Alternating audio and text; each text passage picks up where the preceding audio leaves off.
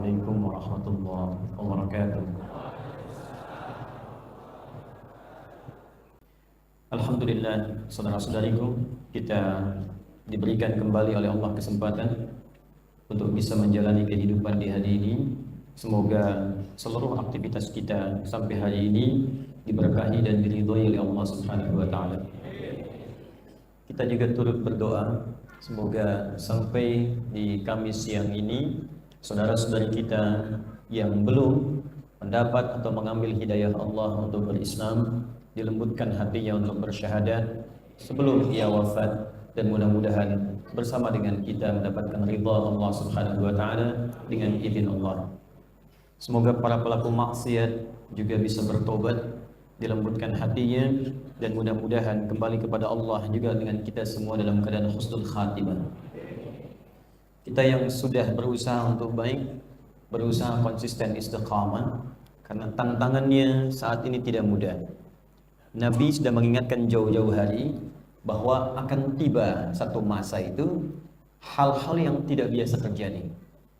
Kadang-kadang orang pagi beriman, siangnya ingkar.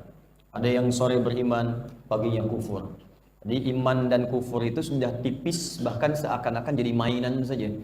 Ada orang bahkan yang menukar iman dengan kepentingan dunianya.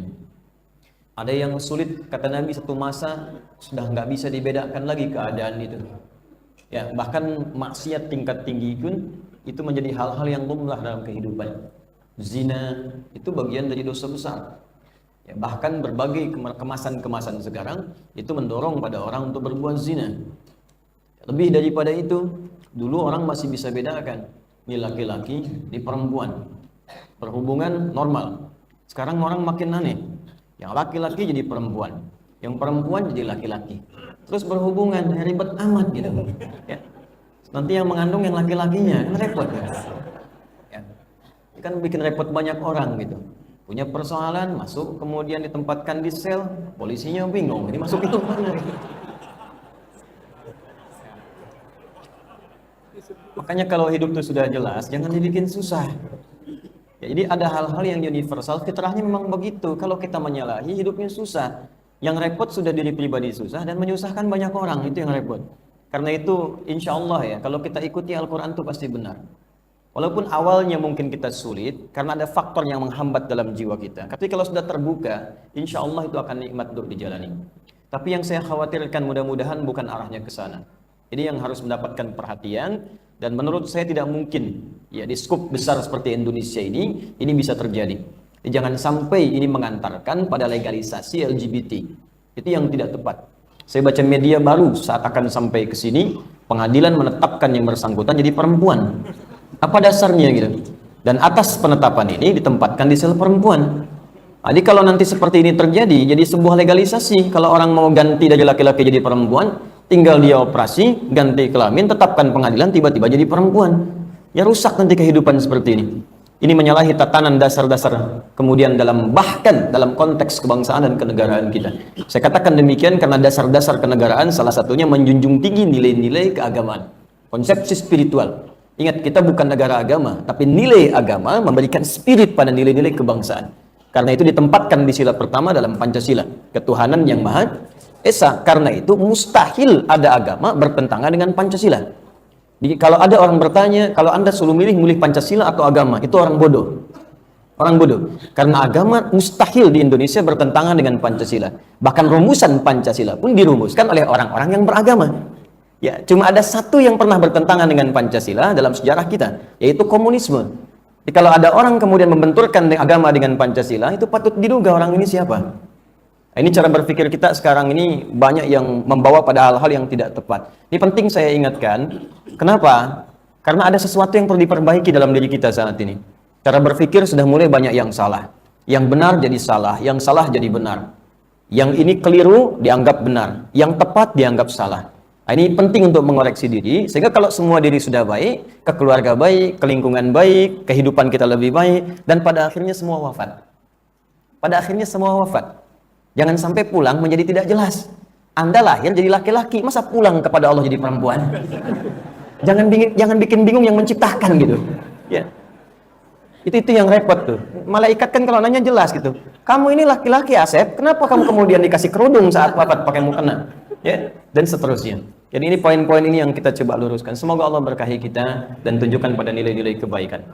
Untuk itu mari kita lanjutkan kajian kita. Masih dalam bab iman, dan dengan iman ini menjadi baik, insya Allah mengalir perbuatan-perbuatan baik yang bermanfaat bagi sesama dan lingkungan kita insya Allah. Bismillahirrahmanirrahim. Hadis selanjutnya, hadis nomor 12, bab yang ke-6, masih dalam pembahasan tentang kitabul iman, amalan-amalan yang bisa menguatkan iman seseorang. Di pertemuan lalu telah kita bahas bahwa di antara amalan yang menunjuk benarnya iman seorang muslim adalah kemampuan ia menjaga lisan dan tangannya. Jadi jika ada seorang muslim yang baik, muslim yang kuat iman, maka cirinya dia bisa menahan lisannya dari hal yang dilarang oleh Tuhannya, Allah Subhanahu wa taala, dan Rasulnya Muhammad sallallahu alaihi wasallam, juga bisa menahan tangannya dari perkara-perkara yang dilarang oleh syariat Islam. Karena itu saya turunkan di pertemuan lalu, setiap Allah menyebutkan fungsi tubuh, termasuk lisan bahkan ke tangan, itu seringkali diungkapkan dengan kalimat iman di awalnya. Ya, hulmil mu'minina, ya ayyuhalladzina amanu. Kalimat-kalimat itu yang digunakan untuk menunjukkan masih ada iman nggak dalam tubuh kita. Karena itu Nabi pernah menegaskan begini, man kana yu'minu billahi wal yaumil akhir falyaqul khairan aw liyasmut. Siapa yang masih merasa beriman kepada Allah dan yakin akan dihisab di hari kiamat, di hari akhir, maka jaga lisannya. Katakan yang baik saja di lisannya, kalau tak mampu diam. Kalau tak mampu diam. Kalimat ini dibuka dengan kata iman. Artinya kalau iman masih ada di lisan kita, maka iman ini akan membantu dan mengarahkan lisan untuk berkata yang baik. Di pengertian terbaliknya, kalau ada lisan seseorang gemar berkata yang tidak baik, maka dipertanyakan masihkah ada iman dalam dirinya. Itu poinnya. Saya pernah contohkan di pertemuan lalu Quran surah ke-49 itu. Ayat 11 juga ayat 12. Dibuka dengan iman dulu dan mencakup semua tanpa kalangan. Ya ayyuhalladzina amanu. Semua orang yang beriman. Disebutkan 68 kali bentuk ini dalam Al-Quran. Masih ingat gak? Iya-nya itu harfun nida untuk memanggil. 361 kali disebutkan dalam Al-Quran. Ayyuha terdiri dari dua kata. Ayyun munada untuk menguatkan, ha-nya tanbih untuk mengingatkan. Ayyuha disebutkan 150 kali dalam Al-Quran. Jadi kalau diterjemahkan dengan ilmu nahunya, maka terjemahnya menjadi begini. Hai semua manusia tanpa kecuali, saya ingatkan ya, dengan kuat. Dengan kuat, saya ingatkan betul. Alladzina amanu, pada semua yang beriman tanpa kecuali. Alladzina tanpa batas. Ismun mausulun, ya, yadullu alal jam'il jam'iyah. Huruf sambung, konjungsi menunjuk pada objek, kadang-kadang subjek, tanpa batas. 1080 kali disebutkan dalam Al-Quran. Semua laki-laki, perempuan, besar, kecil, tua, muda, yang penting merasa punya iman. Maka sepanjang Anda merasa punya iman, kata Allah, la yaskhar qaumin qaum. Lisanmu tidak akan digunakan untuk pandai mencela orang lain. La yaghtab ba'dukum ba'dha. Lisanmu tidak akan mudah digunakan untuk bergibah, gosip dan sebagainya. Jadi digunakan untuk gosip saja sulit lisan orang beriman. Apalagi dipakai bikin acara jadi pelaku gosip. Itu mustahil. Jadi untuk bicara saja itu sulit. Dan dia berpikirnya begini, karena kalimat iman dirangkaikan dengan hari kiamat, dia akan berpikir ketika lisannya berkata yang tak baik, itu akan dihisab. Makanya nanti di ayat lain, turunan hukumannya turun. Kalau kamu bicarakan keburukan orang lain, nanti resikonya, kata Allah, setiap kalimat yang buruk itu akan diciptakan dalam wujud orang yang dibicarakannya. Misal, Anda berbicara tentang sengaja keburukan orang nih, ya, bukan bagian konteks islah, memperbaiki. Karena berbicara tentang keburukan itu nanti ada dua yang diperkenankan. Satu dalam konteks dakwah introspeksi dalam konteks perbaikan. Seperti Allah menyebutkan keburukan Firaun, keburukan Qarun, supaya diambil dari situ pelajarannya, ditinggalkan. Atau yang kedua di mahkamah. Ya, ketika dibuka pengadilan ada saksi. Kan yang dimintakan kesaksian, mungkin perbuatan buruk yang didakwakan kepada terdakwa. Jadi kalau kaidah ini dipakai dalam persidangan, nggak akan kelar sidangnya. Menurut saudara saksi, apa yang Anda saksikan pada orang ini? Saya nggak bisa yang mulia, itu gibah. Nggak bisa dipakai. Maka dia boleh bercerita untuk menguatkan bukti bagaimana kemudian keadilan bisa ditegakkan. Itu sah hukumnya. Tapi kalau sengaja dengan maksud yang jelek dibincangkan, atau untuk dinikmati saja, maka resikonya akan ada dua. Resiko pertama disebutkan di hadis Muslim, riwayat sahabat Abu Hurairah radhiyallahu ta'ala anhu, maka dia berpotensi jadi masuk golongan muflis, orang bangkrut. Kata Nabi, ya'ti yawmal qiyamati bisolatin. Ada orang datang di hari kiamat dengan pahala solat yang rajin pernah ia kerjakan. Dia orang ini menarik, Pak. Bukan cuma fardu, sunnah pun dia rajin kerjakan. Rajin salat sunnah. Wasiyamin, nakirah bentuknya jamak, umum maksudnya luas. Puasa, bukan cuma Ramadan, sunnah dia kerjakan. Wa zakatin, zakat dia lakukan. Cuman sayang, wa ya'ti qad syatama hadha wa qadhafa hadha. Juga dia pernah dan jadi kegiatan rutinitas juga menariknya. Ya syatama hadha, mencela si fulan. Wa qadhafa hadha, menuduh si fulan. Di lisannya digunakan pada yang kotor. Sudah kemudian dia rajin salat, rajin mencela juga. Ya, rajin ikut ta'lim, rajin nuduh juga. Rajin puasa, rajin berselisih juga. Wa daraba hadha. Bahkan wa qadhafa wa safaka dama hadha, ada yang menumpahkan darah. Itu rumusannya begini, ini sering saya terangkan. Tu'khadhu hadha min hasanati wa hadha min hasanati. Kalau ada orang salat, kemudian dia mencela orang lain, atau enggak tanggung-tanggung imamnya yang dicela. Begitu selesai, dasar imam bacaan kepanjangan, saya kan, dan seterusnya. Itu langsung pahala yang didapatkan dari salat ditransfer otomatis kepada yang dicela. Pindah. Makanya saya sering katakan, kalau Anda sedang dicela orang, Anda jangan marah dulu. Barangkali itu anugerah pahala yang dipindahkan kepada Anda. Karena kita nggak bisa bebas dari celaan, Pak. Kata Al-Imam Asy-Syafi'i, Al-Imam Asy-Syafi'i yang tidak ingin dicela atau ingin bebas dari celaan selama hidupnya, itu berarti orang yang kurang sehat. Orang gila, kata beliau. Karena nggak ada yang bebas dari celaan. Allah dicela oleh orang-orang kafir. Malaikat dicela, Rasul dicela, Nabi dicela, sahabat dicela, tabi'in dicela, ulama dicela. Anda Tuhan bukan, malaikat bukan, Rasul bukan, Nabi bukan, sahabat tidak, tabi'in bukan, ulama belum. Nggak pengen dicela siapa? Kita orang baik, kita pasti akan dicela oleh orang yang tidak baik. Itu sudah otomatis. Ya, celaan itu kalau kita belajar fikihnya, terutama di bab akhlak, kalau Anda melihat dengan hati yang jernih, sebetulnya bukan celaan. Sesungguhnya pengakuan yang ditetapkan oleh Allah melalui lisan orang itu yang menetapkan Anda sudah jadi baik sekarang. Anda biasa kumpul-kumpul nggak jelas, tiba-tiba pengen taklim. Nah, teman Anda ini yang belum ikut, keluarlah kalimat misalnya, Soleh. Padahal nama Anda David misalnya. Ya.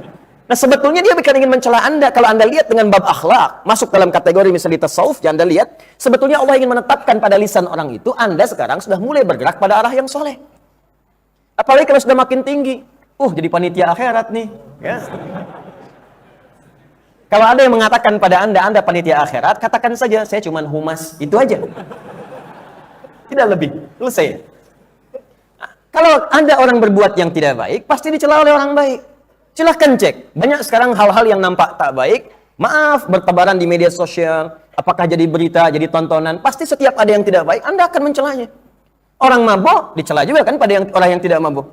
Ya, yang buruk dicela oleh yang baik. Kenapa celaan itu muncul? Untuk meluruskan supaya perbuatan buruk itu tidak diteruskan. Kalau cara melihatnya seperti ini, itu indah hidupnya. Begitu dicela oleh orang baik, kiai, ustadz, mencela Anda misalnya, berarti perlu perbaikan. Kalau orang buruk mencela Anda, ada pengakuan. Tapi itu pun tidak harus menjadikan Anda bikin status. Alhamdulillah sudah jadi soleh dalam pandangan Allah misalnya. Nggak usah. Bergerak begitu saja. Ya, maka di sini, ini bahasan ringan tapi dalam. Coba dalam keseharian hadis yang kemarin selama sebulan kita berjumpa kemarin, sudah dipraktekkan belum? Berapa lama dari pertemuan yang lalu sampai sekarang kita menahan lisan kita untuk berkata yang tidak baik? Pada keluarga terdekat kita, tetangga kita, kerabat dekat dan jauh. Berapa lama dari sebulan ini kita bisa menahan tangan kita dari yang tak baik? Bikin status yang tidak jelas, menuliskan komentar yang negatif dan sebagainya. Sekarang kan ke situ. Tidak ada beda, bahkan tipis antara lisan dengan tangan sekarang fungsinya. Makanya kata Allah, di hari kiamat nanti, lisan yang ditutup, tangan yang bicara. Al-yawma nakhtimu ala afwahim wa tukallimuna aydihim wa tashhadu arjuluhum bima kanu yaksibun. Baik, karena itu, yuk setelah praktek kita masuk pada kategori berikutnya, amalan apa saja yang bisa dipandang menguatkan iman sekaligus menunjuk tingkat parameter keimanan kita di hadapan Allah. Jadi kalau Anda ingin mengaji Sahih Al-Bukhari, masuk dalam Kitabul Iman, maka cara membacanya seperti saya pernah sampaikan di awal jumpa kita, setiap babnya berisi bimbingan cara meningkatkan iman kita. Sekaligus menguji sampai pembahasan itu berapa atau bagaimana tingkat keimanan kita di hadapan Allah dan Rasulnya sallallahu alaihi wasallam. Hadis berikutnya kita bacakan, bab it'amut ta'am minal Islam. Bab tentang penguatan iman berwujud pada berbagi makanan bagian dari ajaran Islam. Maksudnya begini, setiap masuk pada bab berikutnya, karena kita bab besarnya itu bingkainya Kitabul Iman, pembahasan tentang iman. Maka setiap subbahasan yang kita akan kaji, itu akan terkorelasi dengan bab utama yang ada di atasnya. Jadi kalau saya tuliskan, rumusannya menjadi begini. Bismillah. Ini hadis baru, ambil hari ini.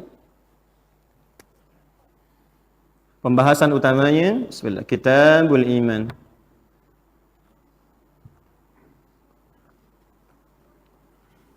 Ini ya. Kitabul Iman. Pembahasan terkait pada hal-hal yang bisa meningkatkan kualitas iman sekaligus menjadi ukuran kita untuk berintrospeksi sampai pembahasan itu dikaji sejauh mana tingkat keimanan kita di hadapan Allah dan Rasul. Bukan di hadapan manusia. Ini ukurannya ukuran Allah dan Rasul.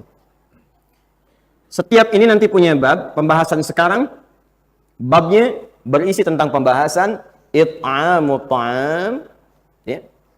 Saya mohon izin maaf belum bisa kopi kan. Saya baru terima tamu selesai tadi sampai ke zuhur, selesai zuhur langsung ke sini.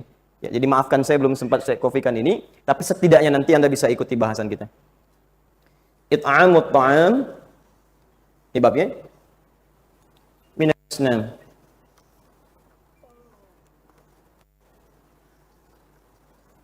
Baik. Lihat sini. Kalau kita baca terjemah saja, di terjemahan, maka bab ini biasanya sering disendirikan, tidak dikaitkan dengan bahasan besarnya. Hanya diterjemahkan it'amut ta'am. Berbagi makanan atau memberikan makanan, share makanan, minal Islam, bagian dari hal yang dianjurkan dalam Islam. Kalau Anda ingin terjemahkan dengan baik, maka jangan pisahkan dengan bab asalnya. Maka cara menerjemahkannya, di antara tanda kuatnya iman seseorang, jelas? Di antara tanda kuatnya iman seseorang, maka dia menjalankan hal yang dianjurkan dalam Islam, yaitu gemar berbagi makanan. Jadi kalau ada di antara kita yang sekarang suka share makanan, dapat snack sebagian dibagi, masak sesuatu dibagi dengan tetangga, ya beli sesuatu kadang traktir teman, itu bukan sekedar menunjukkan dia baik, tapi ini menunjukkan ada tingkat keimanan yang diapresiasi oleh Nabi Sallallahu Alaihi Wasallam. Berbahagialah kalau di antara kita ada yang gemar berbagi, bahkan share terkait dengan makanan ya, atau hal-hal yang dikonsumsi dalam kehidupan. Itu menunjukkan ada bagian yang dianggap sebagai penguatan iman sekaligus yang dianjurkan dalam Islam. Jelas sampai sini? Baik. Yang kedua, ini bisa dibaca begini. Pembacaannya bisa di antara hal yang bisa melatih kekuatan iman kita adalah salah satunya dengan beramal berbagi. Di orang berbagi itu kalau sering berbagi, itu nanti korelasinya bisa membantu dia untuk menguatkan iman pada dirinya. Semakin Anda sering dan senang berbagi, suka. Ini menunjukkan ketika dia senang berbagi itu ada penguatan iman, latihan untuk menguatkan imannya. Nah, apa dampaknya kalau kita kaitkan dengan korelasi ayat-ayat dalam Al-Quran, nanti penguatannya akan sampai ke titik yang sangat disanjung oleh Al-Quran. Apa itu? Yuk kita lihat. Bismillah. Masih ingat saya saat di awal? Tidak. Ya. Kenapa jadi bengong? Ini kan Islam. Atau pakai alif lam, al-Islam. Al-Islam, kemudian iman. Syarat pertamanya. Ya? Kemudian dari iman, masih ingat jadi apa? Ihsan. Baiknya. Jadi ke takwa dulu. Ini takwa ada di sini. At-taqwa. Jadi muttaqin atau taqi. Dari sini diturunkan lagi. Ada ihsan. Sudah? Masih ingat ini? Baik. Jadi ada al-Islam, ada al-iman, ada at-taqwa, ada al-ihsan. Ini batasnya. Kalau sudah ke sini, ini ke wilayah para nabi dan rasul. Ya, wilayahnya para nabi dan rasul. Perhatikan. Fokus baik-baik. Sekarang seorang yang sudah berislam, ini pasti menandakan ada iman dalam dirinya kan? Karena syarat berislam itu, beriman dulu kan? Asyhadu ilaha illallah wa asyhadu anna Muhammadan Rasulullah. Baik. Untuk dia beriman itu, menandakan dia beriman, juga melatih kekuatan imannya, maka iman mesti dibuktikan. Tandanya dengan apa? Dengan amal soleh namanya. Ya, amal soleh ini selain menandakan dia punya iman, juga diperintahkan oleh Allah untuk melatih kekuatan iman seseorang saat yang bersamaan. Begitu Anda kerjakan amal soleh, imannya makin menguat. Saat iman menguat itu sekaligus menandakan Anda dalam posisi sedang beriman kepada Allah Subhanahu wa Ta'ala. Apa tandanya seorang beriman? Ingat, masih ingat kaidah ini? Setiap hal yang terkait dengan amalan hati butuh pembuktian. Iman, bagian dari amalan hati, dibuktikan oleh anggota tubuh. Setiap yang masuk pada amalan hati, maka butuh pembuktian. Itu kaidah dasar. Cinta, itu amalan hati. Mesti ada pembuktian. Pembuktiannya apa? Di pernikahan. Makanya saya sering katakan, kalau ada orang mengatakan, aku mencintaimu, jangan pernah dengarkan dulu. Balas oleh Anda, tuliskan cintamu di buku nikah kita. Itu poinnya. Yang aku butuhkan bukan angin surganya, aku butuhkan BPKB-nya. Ya. Buku pernikahan kita berdua, gitu kan? Baik, jadi poinnya itu butuh pembuktian. Iman pun begitu. Karena iman masuk ke dalam hati, Quran surah ke-49 ayat ke-14, maka butuh pembuktian. Apa buktinya engkau beriman? Saya pengen ya Allah, apapun yang engkau perintahkan, saya lakukan. Maka diturunkanlah oleh Allah namanya amal soleh. Al-amalus soleh, jamaknya al-amalus solihat. Ya. Amal soleh, ini bentuk tunggalnya. Ya. Jamaknya al-amalus solihat. Maka diturunkanlah amal-amal soleh ini untuk melatih iman kita, sekaligus membuktikan kepada Allah kita masih beriman. Maka setiap ada kalimat iman dalam Al-Quran, itu seringkali disandingkan dengan amal soleh. Entah kalimatnya langsung amal soleh, atau bentuk jama' amilus solihat, atau detil amalannya ke bawahnya. Maka kita sampaikan misalnya Quran surah ke-103. Wal 'asr, innal insana lafi khusr, illa alladhina iman wa amilus solihat. Ada iman, ada amal soleh. Kemudian yang selanjutnya, Anda bertanya detilnya apa? Maka diruntutkanlah kemudian detilnya itu dalam bentuk amalan-amalan. Seperti sholat. Karena itu kalimat sholat ketika disebutkan pertama kali dalam Al-Quran, bersanding dengan kalimat iman. Al-Baqarah ayat 3. Alladzina yu'minuna bil ghaib wa yuqimunas shalah. Jelas sampai sini? Baik. Fokus baik. Amal soleh dibagi kepada dua bagian. Pertama, ada yang terkait dengan ibadah ritual.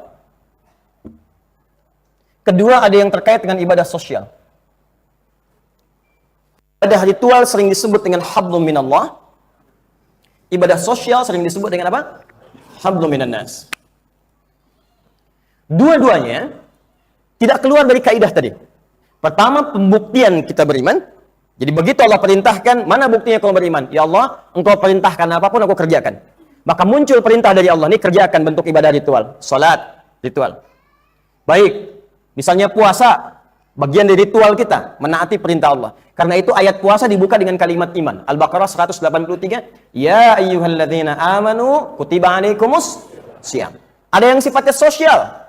Misal, maaf sekali menepati janji. Komitmen dengan janji. Itu bagian dari ibadah sosial. Surah kelima Al-Ma'idah ayat pertama. Dibuka dengan kalimat iman. Ya ayyuhalladzina amanu aufu bil 'uqud. Hei orang-orang yang beriman, hei orang-orang yang beriman, tepati janjimu. Kalimat menepati janji, hubungan sosial kita diikat dengan kalimat iman. Karena itu, ketika kita kerjakan semua itu, ini menunjukkan kita masih beriman kepada Allah Subhanahu wa Ta'ala.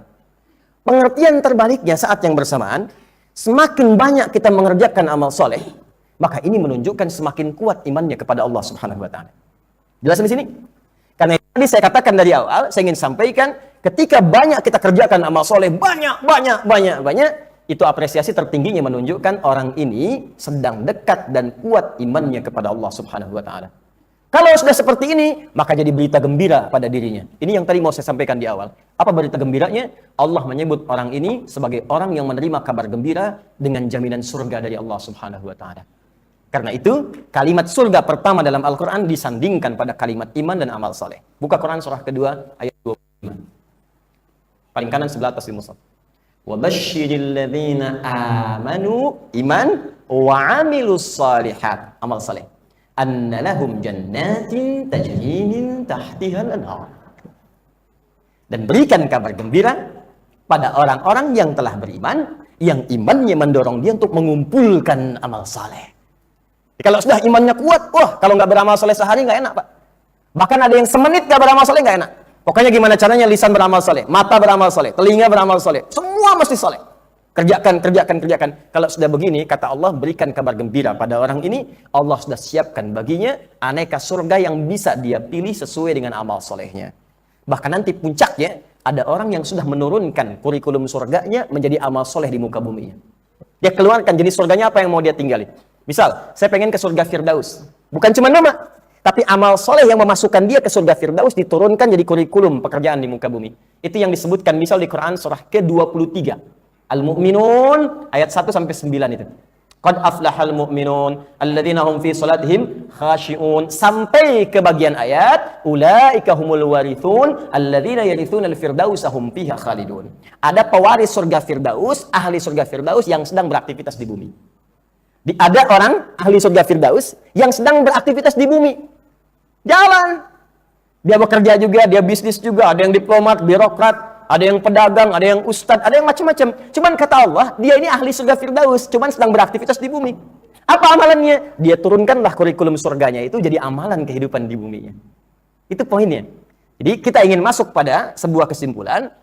Bab ini dikhususkan oleh Al-Imam Al-Bukhari bukan ingin sekedar membantu kita untuk menguatkan iman, tapi mengantarkan kita pada harapan tertinggi yang ingin mendapatkan surganya Allah Subhanahu wa taala. Paham sampai sini? Nah, semua kumpulan dari amalan soleh ini pada akhirnya akan mengerucut pada satu nama yang disebut dengan takwa namanya. Jadi kalau Anda kumpulkan bentuk amal soleh ini, maka puncak amalan soleh ini disebut dengan takwa. Semua puncak sifat kebaikan disebut takwa.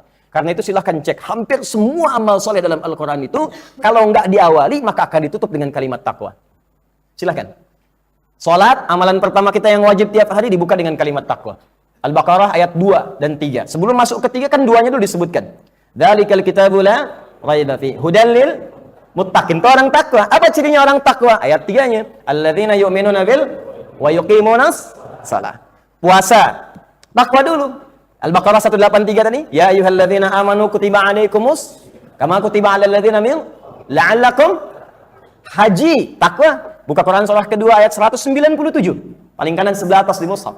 Al-hajju ashhurun ma'lumat, faman farada fihinna al-hajj fala rafatha wala fusuqa wala jidala fil hajj wa ma taf'alu min khairin ya'lamuhu Allah wa tazawwadu fa inna khairaz zadi taqwa. Takwa. Makanya ketika Allah sebutkan ahli surga masuk ke surga, orang takwanya ikut, kalimat takwanya muncul. Ya silahkan cek misalnya, kalimat takwanya muncul. Quran surah ketiga ayat 133 sampai 134. Siapa yang menghuni surga seluas langit dan bumi? Takwanya muncul. Wasari'u ila magfirati min rabbikum wa jannatin arduha as-samawati wal ardu u'iddat lil muttaqin. Inna lil muttaqina mafaza hadaiqa wa a'naba. Inna lil muttaqin. Muttaqin. Innal muttaqina fi jannatin wa 'uyun. Innal muttaqina fi jannatin na'im. Jannah itu terkait dengan takwa. Itu muaranya. Jadi kalau Bapak Ibu diminta oleh Allah turunannya, puasa bagian takwa, salat bagian takwa. Jadi kalau Anda diminta salat, sebetulnya bukan beban untuk kita, itu mengabulkan harapan kita. Ini kan aneh, Anda minta sesuatu, dikasih oleh Allah jalannya. Kenapa tidak Anda ambil? Anda minta, ya Allah saya pengen ini, kata Allah ini kuncinya. Tapi Anda nggak ambil kuncinya, yang salah kan bukan Allahnya. Ya, Anda tanya pada saya, Ustadz, mohon izin Ustadz, saya minta bantuan, mau apa? Saya lapar, pengen roti. Baiklah, ini uangnya. Oh enggak Ustadz, saya nggak mau uangnya, saya pengen rotinya aja. Kalau gitu silahkan jalan di belakang. Enggak mau Ustadz, saya langsung ada rotinya ke sini. Kan tetap butuh ikhtiar.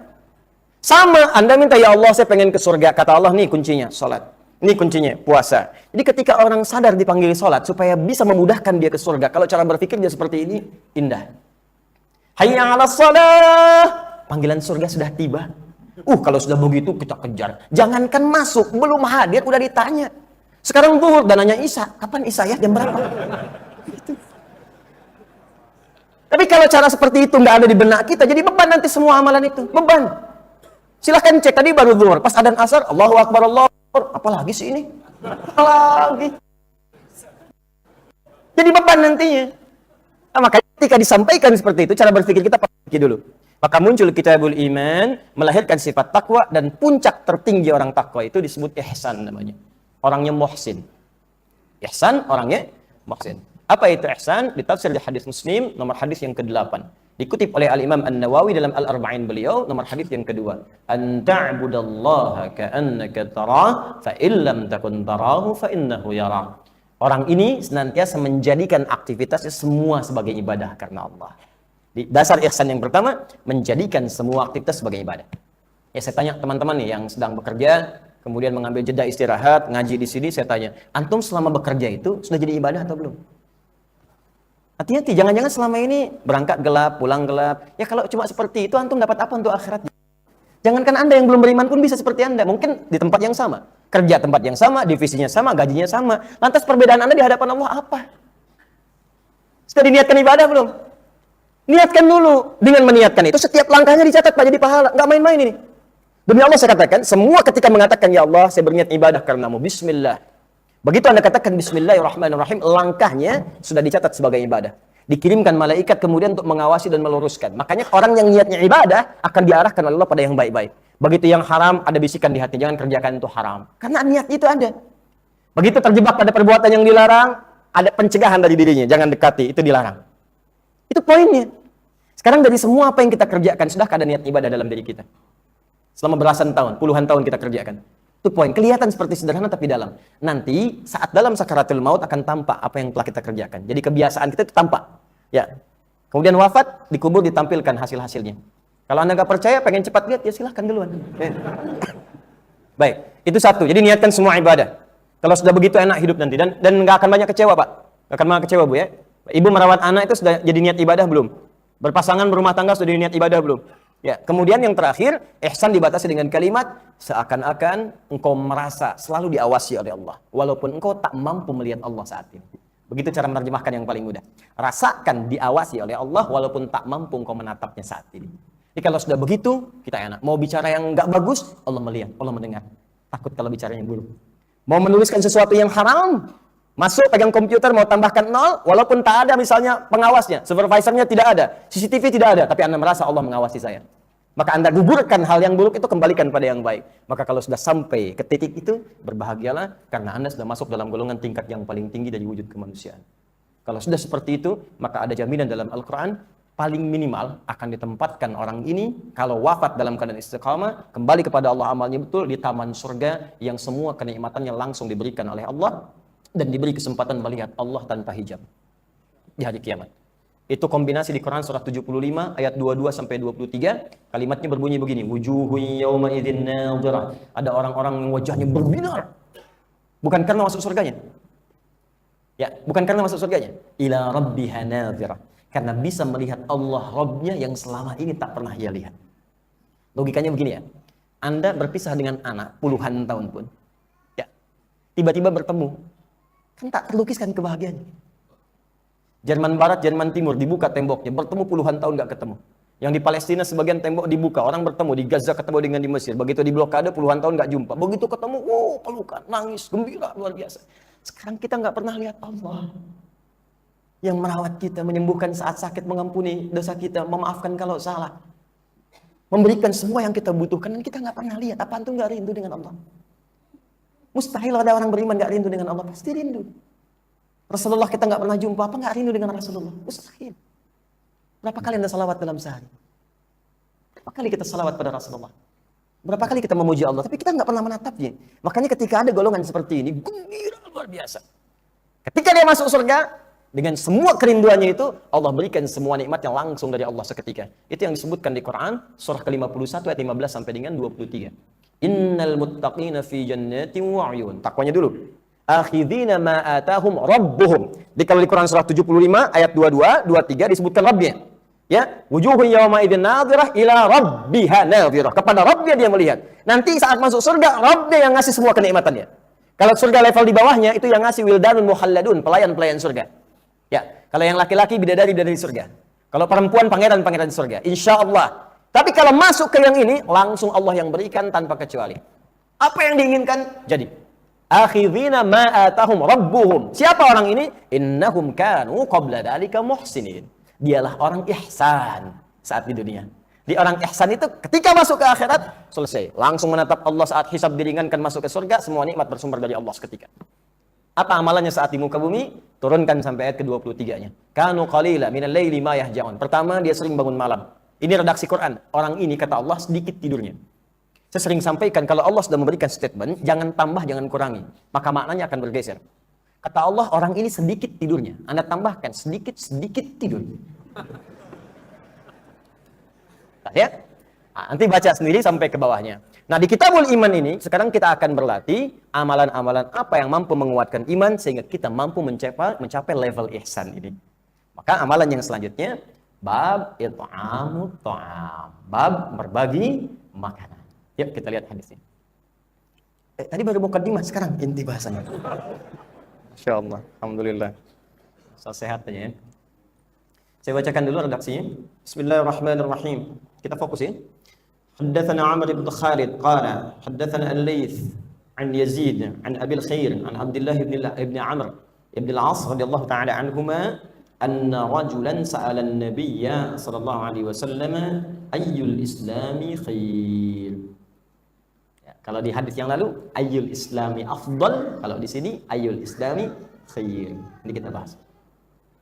Qala tut'imut ta'am wa taqra'us salam 'ala man arafta wa man lam ta'rif. Baik, rawahul Bukhari. Saya bacakan hadisnya. Langsung ke ujungnya saja untuk rawinya. Hadis riwayat dari Abdullah bin Amr bin Al-As radhiyallahu taala anhuma. Saya pernah terangkan kepada Anda semua tentang beliau, jadi saya tidak perlu ceritakan kembali. Ingat-ingat ya, setiap ada sanad rawinya orangnya baru, maka saya akan sampaikan. Kalau sudah saya bahas, saya tidak sebutkan kembali. Beliau mengisahkan anna rajulan sa'alan Nabi sallallahu alaihi wasallam. Seorang lelaki tiba kemudian bertanya pada Nabi sallallahu alaihi wasallam. Ya, jadi kalau ada bahasanya rajulan, sifatnya umum, enggak dikenal. Jadi Amr ibn al-As ini, Abdullah bin Amr ibn al-As, dia nggak kenal siapa orang ini. Ini menunjukkan pengajian Nabi itu didatangi bukan orang-orang yang dekat saja, mungkin ada orang jauh. Ya, jadi ini wajar sifat pengajian itu, ini juga yang datang sekarang, belum tentu semua dari Kelapa Gading semua. Ya, mungkin ada yang dari Jakarta yang sifat lain, ada yang dari Bekasi, mungkin ada yang dari luar kota, bahkan ada yang dari luar provinsi, mungkin terjadi. Ya, tapi yang paling menarik begini, Nabi itu kalau datang orang-orang yang baru, itu selalu kemudian mengenalkan dengan sahabat-sahabat yang lainnya. Bahkan mengajak untuk memberikan solusi jika ia punya persoalan. Contoh begini, teman-teman, amalan apa yang pertama kali dilakukan saat masuk masjid? Ya? Amalan apa? Bukan, saat masuk masjid yang dilakukan pertama kali melangkahkan kaki ke masjid. Amalannya baca doa, Allahumma ftahli abwaaba rahmatik. Jelas di sini? Baik, sudah masuk masjid, begitu di dalam, apa yang dikerjakan? Salat kan? Tahiyatul masjid kan? Nah, sekarang pertanyaannya, pernah dengar enggak asbab wurudnya? Sebab hadis ini disampaikan oleh Nabi. Itu kan ada kisahnya. Kisahnya terkait dengan seorang yang berasal dari Ghatafan. Namanya Sulaik. Ya, Sulaik bukan Sulaik. Sulaik, Sulaikun, ya, Sulaik. Ya. Sulaik al-Ghatafani berasal dari Ghatafan. Ghatafan itu dulu tidak masuk wilayah Madinah sekarang. Bukan dari Madinah. Di Madinah dulu itu, Pak, Ibu, luasnya kurang lebih sekitaran Masjid Nabawi sekarang. Di luar itu sudah bukan.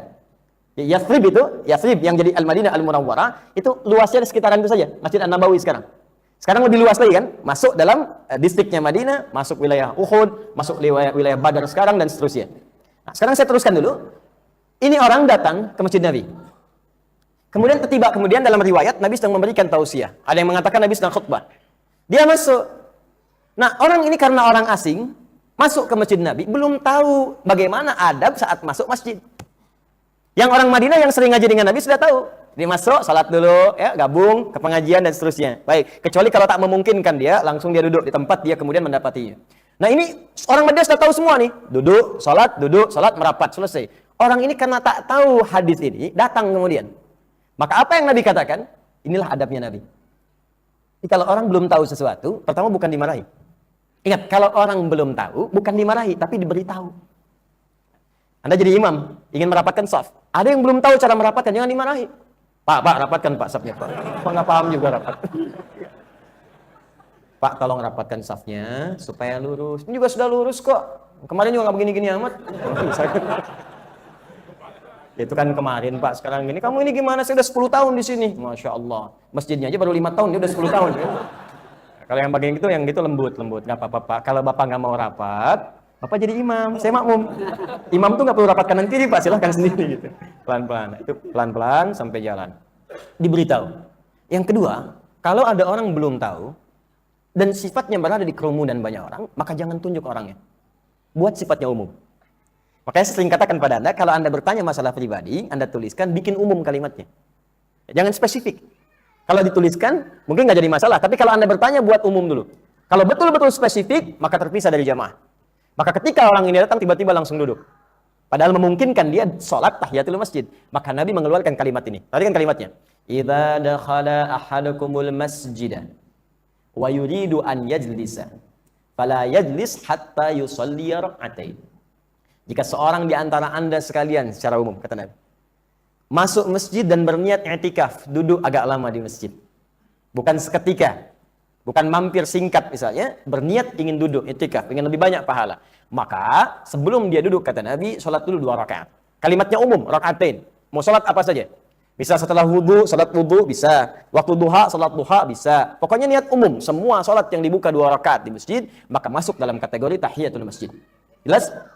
Baik. Siap, sayang. Siap. Oke, jelas ya? Jadi, ketika Anda masuk masjid, salat dulu. Orang ini belum tahu kalimat Nabi umum. Maka ketika Nabi bacakan hadis ini, perhatikan di mazhab Malik ini, bagus sekali. Kata Imam Malik, salah satunya Nabi menyampaikan kalimat ini bukan ingin mengajarkan tahiyatul masjid pada jamaah. Karena jamaah umumnya sudah tahu. Tapi ingin menunjukkan, ini ada orang baru datang ke sini. Coba lihat siapa orangnya. Mungkin dia punya kebutuhan. Mungkin dia ingin ada sesuatu hal yang ingin dia dapatkan. Maka ketika Nabi disebutkan kalimat ini, ramai-ramai orang melihat. Siapa? Setelah itu berkenalan. Dan selesai hajatnya. Makanya sering saya katakan, orang kalau ke Madinah tempo zaman Nabi itu, wah selesai semua persoalan. Yang lapar pulang jadi kenyang, yang butuh minuman hausnya hilang. Ya, hampir semua persoalan tuntas. Bahkan ada orang yang butuh pun bisa memberi, bisa berbagi. Padahal dia butuh tapi masih ngasih. Itu yang diisyaratkan di Quran surah 59 ayat 9 sampai 10 itu. Wa yu'thiruna 'ala anfusihim walau kana bihim khassasah. Itu bisa berbagi walaupun dirinya butuh. Makanya disebut jamaah. Sifat makanannya disebut jum'ah. Dari kata al-jam'u, berkumpul bareng, saling memperhatikan, berkenalan, kemudian saling memberikan solusi di balik apa yang telah dikenali itu. Itu yang hilang sekarang. Silahkan cek.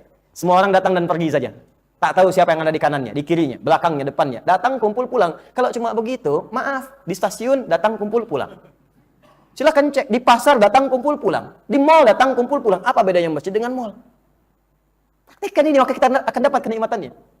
Maka bagian dari hadis ini, ketika disebutkan anna rajulan dalam kalimat umum, tidak disebutkan spesifik siapa orangnya, ini mengajarkan kepada kita nilai-nilai umum dalam kehidupan. Pertama, silahkan jadikan ta'lim itu umum bersifat dengan siapapun. Mau datang, mau tanya, silahkan. Kecuali ta'lim yang dikhususkan pada kalangan tertentu. Sepanjang dia tidak dibatasi, maka datang silahkan. Jangan berikan sekat pada orang untuk belajar. Umum sifatnya.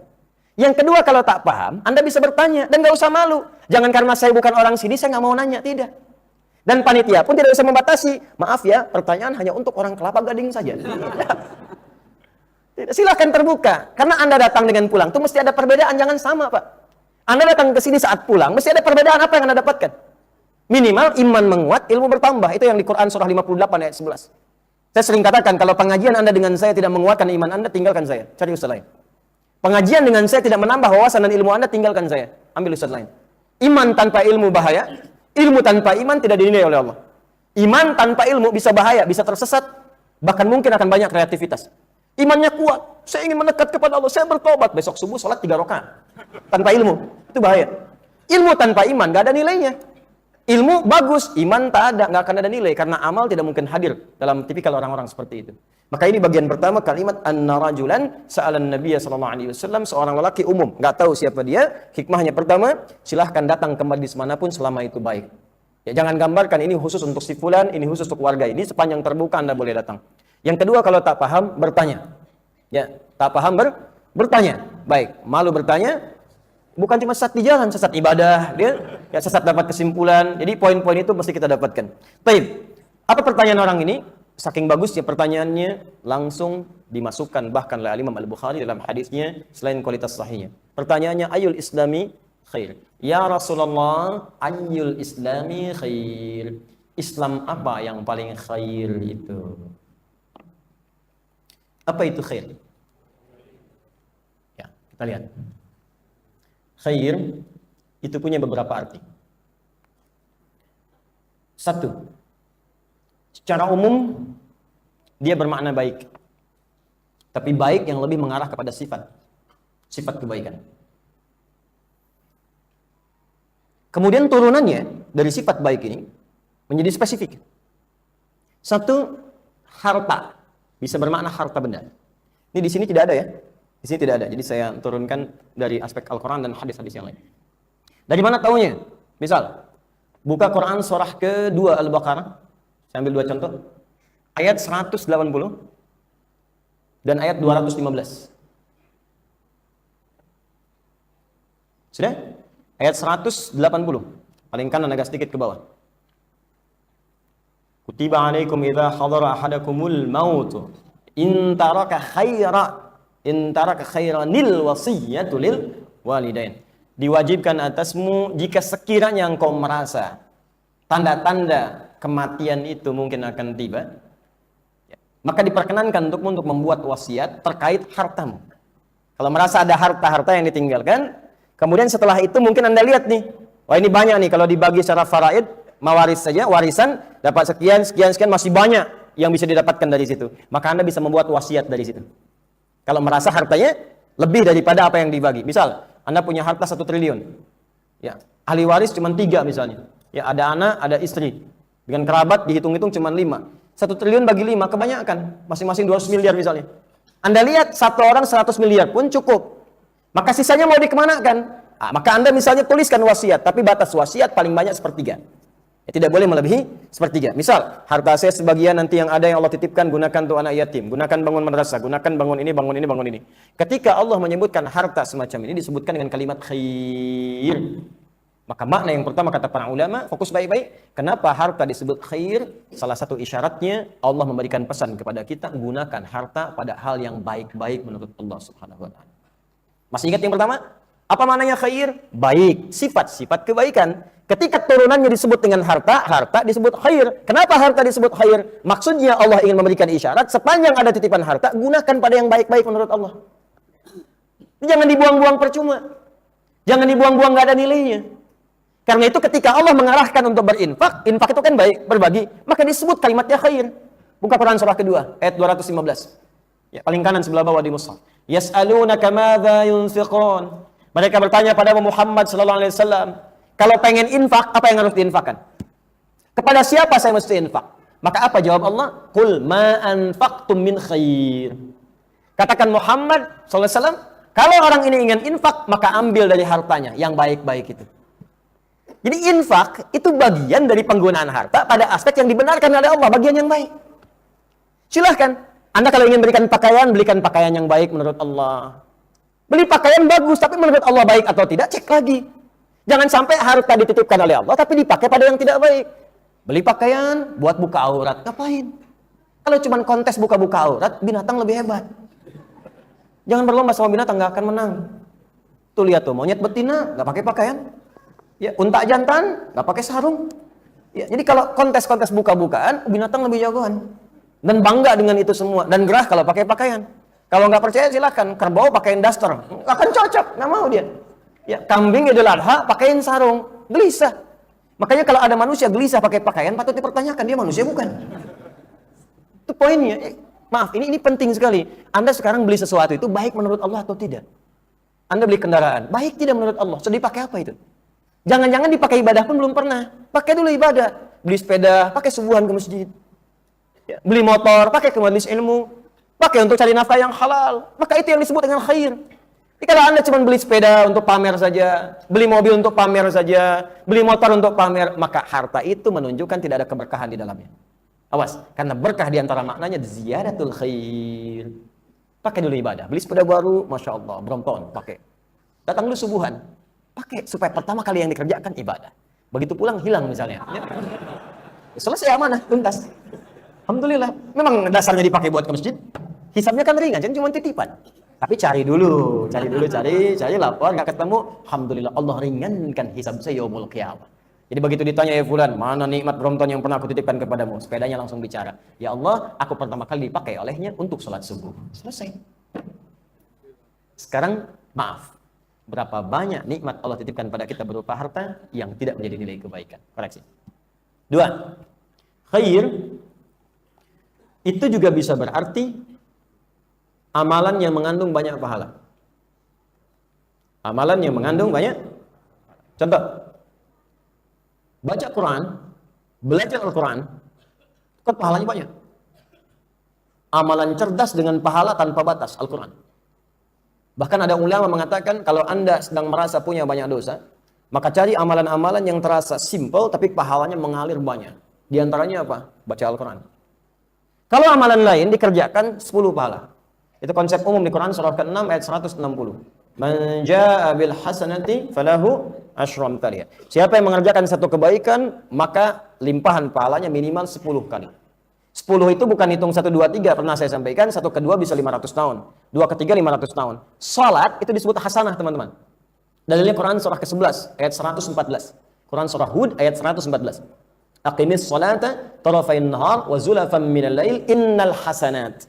Jadi salat disebut hasanah. Sekali salat dapat 10. Kalau sendirian, kalau jamaah kali 27. Dahsyatnya jamaah itu luar biasa. Anda salat sendirian dapat 10. 10. Diselesai nih, zuhur tadi selesai langsung dapat 10 poin. Satu keduanya 500 tahun, dua ketiga 500 tahun, tiga keempat 500 tahun. Ya, jadi kalau ada kemudian, maaf, kalikan 10, 5.000 tahun. Kalau ada orang meninggalkan sekali sholat, dia kehilangan pahala 5.000 tahun. Kali 5. Kalau jamaah, lebih dahsyat lagi. Baru datang ke masjid, baru masuk, dapat 25 kebaikan. Di hadis Muslim disebutkan, 25. Tunaikan jamaah, 27 kali 10. 27 kali lipat kan? Makanya disebutkan 27 kali lipat. Dari yang sebelumnya, kalikan 10. Gitu cara ngitungnya. Dan kalau ke masjid, pasti akan ada amalan turunan. I'tikaf, kata Al-Imam An-Nawawi, saat masuk masjid sekaligus niatkan i'tikaf. Begitu duduk, pahala lagi. Sedang duduk, lihat mushaf, buka mushaf. Baca lagi. Ya. Dan di antara pahala yang paling banyak salah satunya, baca Al-Quran. Anda sholat sekali, dapat 27 kali 10. Sekali sholat sendirian, 10. Baca Al-Quran, dinilai dari setiap hurufnya. Setiap hurufnya. At-Tirmidzi dalam hadis 2110. Ya 2010, maaf, 2010. Man qara'a harfan min kitabillahi falahu asyru hasanat. Siapa yang mampu baca satu huruf dari Al-Qur'an, setiap hurufnya 10.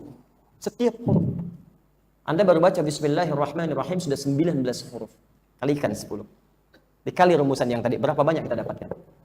Jadi kalau Anda merasa sedang futur, sedang kurang-kurang, sedang gelisah, sedang merasa banyak kurang semangat, sedang ada maksiat, coba Quran. Itu obat yang paling bagus. Makanya Al-Qur'an disebut syifa. Ya, Quran surah 17 ayat ke-82. Wa nunazzilu minal Qur'ani ma huwa syifaa. Kami turunkan dari Al-Qur'an ada yang mengandung syifa. Juga rahmat. Apa di antara makna rahmat? Limpahan pahala yang bisa menutupi dosa. Ini rumusnya begini, kalau pahala dapat, dosa ditutup. Coba. Sekarang siapa yang tidak punya dosa sampai sekarang? Angkat tangan. Yang enggak punya dosa sama sekali. Ada. Enggak usah jauh-jauh ngitungnya. Hari ini aja mata tuh, berapa kali salah lihat? Salah lihat. Mau masuk masjid, salah lihat. Ya kan? Bawa istri yang lihat istri orang.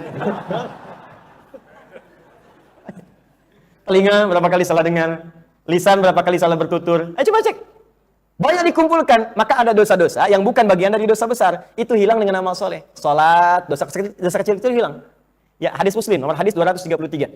As-salawatu ila salawat, wal jumu'atu ila al-jumu'ah, Ramadan ila Ramadan, kafaratun lima bainahunna, malam takunil kabair. Salat satu ke salat lain, Jumat ke Jumat, Ramadan ke Ramadan, otomatis menggugurkan dosa-dosa kecil sepanjang bukan dosa besar. Seperti syirik, pembunuhan, zina, itu dosa besar. Ya, tapi yang kecil-kecil hilang seketika. Kalau Anda pengen cepat menghilangkan dosa kecil, yang dengan kecilnya hilang ini, iman semakin menguat. Maka apa di antara amalannya? Al-Quran. Saya mata berapa kali salah lihat nih? Allahu Akbar. 19 kali salah lihat. Dihitung itu. Bukan mushaf. Toha. Lumayan. 2 huruf kan? Kali 10? 20. 20 kurangi 19? Habis sisa 1 pahala. Itu kalau orang hitung-hitungan. Kalau tak berhitung, maka seketika dosanya gugur, pahala dilimpahkan tanpa hitungan. Karena itu ketika Anda belajar Al-Quran, baca Al-Quran, mengamalkan Al-Quran, Nabi mengungkapkan dengan kalimat khair, amalan yang banyak pahalanya. Ditemukan di mana itu? Di Al-Bukhari juga nanti. Nomor hadis 4719. Al-Bukhari menerima dari Hajjaj bin Minhal. Hajjaj bin Minhal menerima dari Syu'bah. Syu'bah menerima dari Alqamah bin Marthad. Alqamah bin Marthad menerima dari Sa'ad bin Ubaidah. Sa'ad bin Ubaidah menerima dari Abu Abdurrahman As-Sulami. Abu Abdurrahman As-Sulami menerima dari Uthman bin Affan dan Ali bin Abi Thalib radhiyallahu taala anhuma dari Nabi sallallahu alaihi wasallam. Kalimat yang menggunakan kata khair. Khairukum man ta'allamal Qur'ana wa 'allama. Yang terbaik di antara kalian, maksud yang terbaik di sini apa? Salah satunya adalah pahala yang banyak didapatkan oleh kalian. Ya. Al-ajrul katsir atau aktsarul ajri. Amalan yang dilakukan pahala banyak mengalir. Salah satunya baca Al-Qur'an. Yang ketiga yang terakhir, makna khair, makna yang ketiga adalah sesuatu yang merubah kepribadian menjadi baik. Di satu harta, kedua pahala yang melimpah, yang ketiga adalah kepribadian yang baik. Ya, orang jahiliyah ketika didakwahi oleh Nabi, tiba-tiba berubah jadi baik. Pemabuk, hilang mabuknya. Pezina, hilang zinanya. Pembunuh, hilang zinanya. Semua tobat jadi baik. Ketika semua jadi baik, turunlah kemudian pengakuan langsung dari Allah menggunakan kalimat khair. Ditemukan di Quran surah ketiga, Ali Imran ayat 110. Ya, paling kiri sebelah atas di mushaf. Kuntum khaira ummatin ukhrijat lin-nasi ta'muruna bil ma'ruf wa tanhauna 'anil munkar. Kalian umat terbaik yang pernah ada di bumi. Apa maksud yang terbaik di situ? Yang bisa berubah dari yang tidak baik menjadi baik. Jadi kalau orang jahiliyah seburuk-buruknya orang bisa jadi baik, kenapa kita yang bukan jahiliyah tidak bisa jadi baik? Jelas? Nah, sekarang pertanyaannya, hadis ini kalimat khairnya masuk di mana? Itu poinnya. Kita belum baca, belum kaji hadisnya. Ya, baru contoh. Ayyul islami khair? Ya Rasulullah, amalan apa dalam Islam yang masuk kategori khair? Nah, maksud khair di sini masuknya kemana? Apakah harta? Apakah pahala yang melimpah? Atau merubah seseorang berperilaku baik? Kira-kira masuknya mana? 1, 2, atau 3? Jangan dikira-kira, kita lihat kemudian ya keterangannya. Ya. Apa kata para ulama? Ibnu al-Jauzi, ya, Al-Imam Ibnu al-Jauzi dalam syarah Al-Bukhari, beliau mensyarah juga Al-Imam Al-Bukhari di sini. Ini saya santumkan di kitabnya dengan syarah Al-Imam Ibnu al-Jauzi. Beliau mengatakan qauluhu, adapun yang dimaksud dengan pertanyaan sahabat Nabi tadi, ayyul islami khair, amalan apa dalam Islam yang dipandang baik? Ya, tut'imut ta'am, dan diberi contoh oleh Nabi memberikan makanan, atau share makanan. Arada, yang dimaksud di sini ayyul af'al fil Islam akthar ajran, yaitu amalan-amalan dalam Islam yang kiranya melimpahkan pahala yang banyak. Jadi yang dimaksud kategori yang kedua di sini. Dimaksudnya kalau saya kerjakan ya Rasulullah, selain menunjukkan iman saya kuat, juga melimpahkan pahala yang banyak. Cerdas orang ini. Ya, di banyak sahabat Nabi itu yang cerdas-cerdas. Ya, bahkan ada orang Baduy di hadis Muslim. Itu disebutkan begini. Ja'a Rabiun ila Nabi sallallahu alaihi wasallam, datang seorang Arab Baduy kepada Nabi sallallahu alaihi wasallam. Faqala, maka ia tiba-tiba bertanya langsung kepada Nabi. Ya Rasulullah, bima ma'na wahai Rasulullah, 'allimni 'amalan basitan yadkhilunil jannah. Dalam riwayat lain, dullani, ya Rasulullah, tunjukkan, ajarkan padaku amalan yang singkat, sederhana aja, yang penting masuk surga. Cerdas. Orang Baduy dari kampung datang ke Nabi, singkat, padat, tepat. Ya Rasulullah, ajarkan amalan, gak usah tinggi-tinggi, jangan berat-berat. Singkat, yang penting masuk surga. Modal dikit, keuntungan pengen banyak. Luar biasa. Polos dia. Kata Nabi diajarkan, sudah kamu kerjakan di salat fardu. Kalau ingin tambah, illa anta tatawwa, kerjakan tatawwa, nafilah, sunnah. Ini kamu puasa Ramadan saja. Kalau pengen tambah, kamu sunnah. Tiba-tiba orang itu berkata, ya Rasulullah, aku akan istiqamah pada yang fardu, dan aku tidak akan mengerjakan yang sunnah. Aku tinggalkan maksiat. Fantalaka, maka dia pergi. Maka Nabi berkata, komentar Nabi, sadaqa. Awas, aflaha in sadaqa au dakhalal jannah. Kalau dia komitmen dengan janjinya, maka dia beruntung dan bisa masuk surga. Allahu akbar. Allahu akbar. Salat fardu aja, nggak pernah salat sunnah. Yang kedua, puasa wajib, nggak pernah sunnah. Kata orang ini, saya konsisten ya Rasulullah. Saya nggak akan kerjakan yang sunnah karena keterbatasan saya. Saya kerjakan yang fardu aja dan saya jaga diri untuk tidak berbuat maksiat. Kata Nabi, kamu komitmen masuk surga. Kalau dia bisa begitu, Pak Ibu sekalian, wajar, karena dia tinggal di gurun. Baduynya Arab, kampungnya Arab, itu orang gurun, padang pasir. Kan di padang pasir itu ya potensi maksiatnya rendah. Apa yang bisa dilihat di padang pasir? Pornografi nggak ada, porno aksi kosong, ya, unta memang nggak pakai baju. Kadal gurunnya memang begitu, ya memang nggak kelihatan orang yang maksiat. Pantas dia katakan saya yang fardu saja. Sunnah bagi dia sulit, bangun malam badai datang. Kadang-kadang angin gurun, dia potensi yang penting wajib aja sudah maksimal dia kerjakan. Sunnahnya sulit. Mau puasa nggak seperti kita sekarang, panas memang panas, teriknya luar biasa, nyari air nggak ketemu, nyari oase kadang-kadang ada. Yang penting saya nggak maksiat ya Rasulullah, saya kerjakan yang fardu. Sekarang Anda pengen ikut-ikutan? Saya pun yang fardu aja ya Rasulullah. Ya kalau sanggup silahkan, cuman jaga diri jangan maksiat. Handphone tinggalkan, karena setiap Anda buka handphone keluar potensi maksiat. Nutupnya bagaimana gitu? Nah, maka dari sekarang cari yang baik-baik, cari baik-baik. Nah, sekarang di sini yang dimaksudkan ketika dikerjakan iman menguat, pahala banyak. Apa amalan? Nah, jadi ini salah satu petunjuk dari Nabi. Kalau kita kerjakan amalan ini, iman kita otomatis akan menguat. Dan kalau sudah menguat, ini senang amal soleh. Kalau senang amal soleh, otomatis akan mengantarkan pada derajat ihsan. Kalau sudah ihsan, sudah. Itulah ahli surga yang sedang beraktivitas di bumi dengan izin Allah Subhanahu wa taala.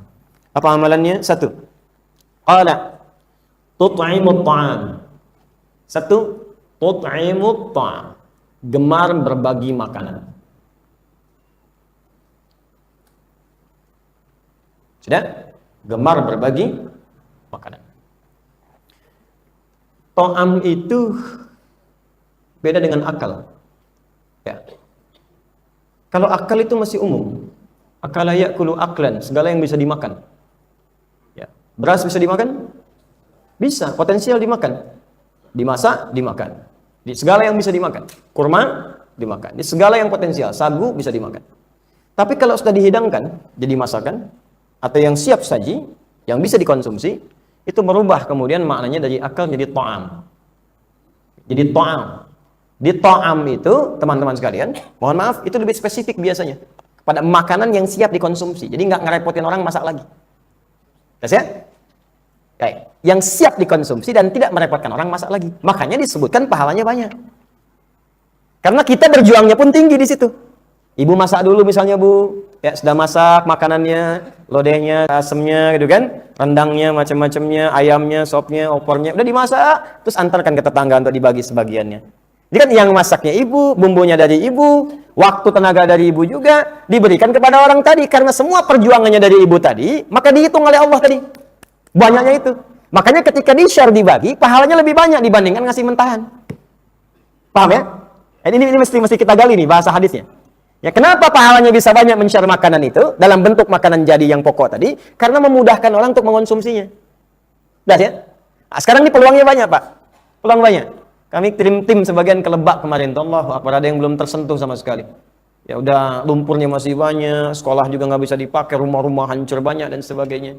Ya, Masya Allah, Allahu Akbar. Ya, kita kadang-kadang disentuh oleh Allah lewat kejadian tertentu supaya iman kita di situ tuh dicek. Masih ada iman nggak? Masih kuat nggak? Orang kena banjir, apa yang bisa kita kerjakan? Jangan sampai terjadi, ada musibah harga dinaikin. Paling bahaya, masker cuma 60.000, 10.000 jadi 1 juta. Gimana berpikirnya? Orang kemacetan lapar, jualan pisang goreng, satunya 1.000 naik 50.000. Ini cepik, ini gimana Anda ini? Apa yang Anda dapatkan? Anda itu dosanya 2 kali lipat itu. 2 kali lipat. Menyebabkan orang sengsara dan membuat orang menderita dengan tidak ada kemampuan pada saat itu. Hati-hati. Itu kadang-kadang iman itu disentuh di situ. Apa yang bisa kita bagikan di situ? Jelas ya? Jadi bagian pertama ini dipahami, salah satu pemahamannya ta'am ya adalah makanan yang ketika diberikan memudahkan orang untuk mengonsumsinya. Paham sampai sini? Yang kedua, kenapa berbagi makanan itu bisa melahirkan pahala yang berlipat? Karena kalau Anda benar, makanan itu dengan cara yang halal, semua sumbernya halal dan diberikan pada orang lain, maka dia akan punya 2 keutamaan lagi. Apa keutamaan ini? 1. Apa lawannya halal itu apa? Haram. Maka untuk menggugurkan yang haram yang ada dalam tubuh akan masukkan yang halal. Dengan memasukkan yang halal, yang haram akan keluar. Tertutup. Makanya kalau konsep utamanya begini, baik dengan buruk. Terbiasa baik, buruknya hilang. Terbiasa buruk, baiknya tenggelam. Makanya orang yang sering berkata baik, dia tidak punya kosakata berkata buruk. Nggak bisa, dipaksa berkata kotor nggak mau. Coba lihat, ustadz, kiai, guru-guru, kan nggak punya kebiasaan mengeluarkan kata-kata yang kotor. Sebab terbiasa baik. Tapi kalau terbiasa buruk pun, itu nggak bisa. Kayaknya aneh berkata baik itu. Karena kebiasaan buruknya. Ya, preman ketemu preman misalnya, Assalamualaikum, akhi, apa kabar? Akhi, nggak ada. Ya, kalau baik ketemu baik, itu nyambung. Chemistry-nya nyambung, frekuensinya sama. Nah, karena itu sama, halal ketemunya halal lagi. Haram ketemu haram lagi. Makanya Anda kalau terbiasa pada yang halal, anti pada yang haram. Istri Anda halal, istri orang lain haram. Ya, suami ibu halal, ustadz ini haram. Ya. Kalau Anda terbiasa pada yang halal, Anda nggak akan senang pada yang haram. Senang dalam pengertian pada hal yang tidak dibenarkan. Pekerjaan Anda kalau senang yang haram Anda akan anti. Pak, ini fee-nya besar, Pak. Halal haram. Ya, setengah-setengah, Pak. Nggak bisa. Halal haram nggak ada setengah-setengah. Halal, haram, haram. Ya innal halala bayyinun, innal harama bayyinun. Halal jelas, haram jelas. Jangan disatukan. Kalau sudah begitu akan dijaga oleh Allah. Jangan dicampur, nggak akan ketemu. Nah, kalau haram itu sudah masuk, maka cara membersihkannya banyakkan yang halal. Sama dengan maksiat. Maksiat itu bisa hilang dengan taat. Jadi kalau terbiasa banyak berbuat maksiat, jangan putus asa. Tobat aja dulu. Tobat dikerjain lagi, terus tobat. Sampai tobat itu menghentikan perbuatan maksiat. Ya, jika Anda tobat, misalkan masih dikerjakan juga. Nggak apa-apa, tobatnya jangan berhenti. Tobat lagi. Jalankan tobat lagi. Sampai maksiatnya berkurang, dan Anda pun terus bertobat. Walaupun belum hilang seluruhnya, tapi dalam keadaan Anda berjuang untuk tobat, maka boleh jadi Allah tuliskan kematian Anda dalam status orang yang sedang bertobat. Makanya saya sering katakan, Allah mencintai pelaku maksiat yang tobat dibandingkan orang soleh yang tidak pernah merasa salah. Dan tidak ada manusia sempurna, termasuk saya, kita. Gak ada yang sempurna, pasti pernah salah. Tapi di antara kesalahan terbaik itu yang diperbaiki, bukan dipertahankan. Ya, kita koreksi di situ. Nah, maka caranya bagaimana? Yang soleh masukkan, yang salah otomatis akan keluar. Yang halal masuk, yang haram akan keluar. Maka ketika orang tua mendapati anaknya sering berbuat maksiat, coba dicek barangkali ada perbuatan-perbuatan taat yang belum diturunkan kepada anak. Jika ada orang berbuat buruk karena maaf, hartanya haram didapatkan, maka sentuh dia dengan yang halal. Sentuh dengan yang halal. Nanti yang halal ini ketika masuk ke dalam tubuh akan menutup yang haram-haramnya. Bahaya yang haram itu begini, Pak. Bukan hanya menanam bara neraka. Yang haram itu akan menutup pintu hidayah di setiap pusat informasi yang didapatkan. Quran surah 6 ayat ke-25. Wa fi adhanihim waqra. Kalau ada orang makan yang haram, maka akan masuk mengalir bersama darah. Kalau ke telinga nanti jadi sumbatan. Jadi daging tersumbat telinganya. Bukan nggak bisa dengar, tapi kalimat-kalimat baik nggak masuk. Pintu hidayah susah. Allahu Akbar, nggak nyampe ke telinganya. Walaupun sering saya katakan, ini rumahnya, ini masjid, cuma 5 meter. Speaker masjid ke rumahnya begini. Itu masih belum dengar. Tapi konser musik, nyampe. Di Senayan, jaraknya 50 kilo, nyampe. Artisnya belum datang, tiketnya udah habis. Bahkan artis gak jadi datang pun masih habis juga. Ini ustaz datang sendiri. Bayangin, nerangin sendiri, rekam sendiri, nulis sendiri, ngapus sendiri. Semuanya ada. Masih belum tersentuh juga. Ya, tawaran tinggi gitu kan. Kadang-kadang ada snacknya pula. Masih belum tersentuh. Kenapa? Ya tadi wa fi adhanihim waqra. Ya, ada yang lebih dahsyat lagi. Maaf. Khatamallahu ala qulubi wa ala absarihim. Di matanya itu ada penutup. Coba bayangin gini. Anda lewat masjid pulang kerja, melihat masjid. Orang-orang ke masjid itu kan hidayah. Mudah bagi Allah menjalankan Anda lewat jalur yang lain. Tapi kenapa Anda lewat situ?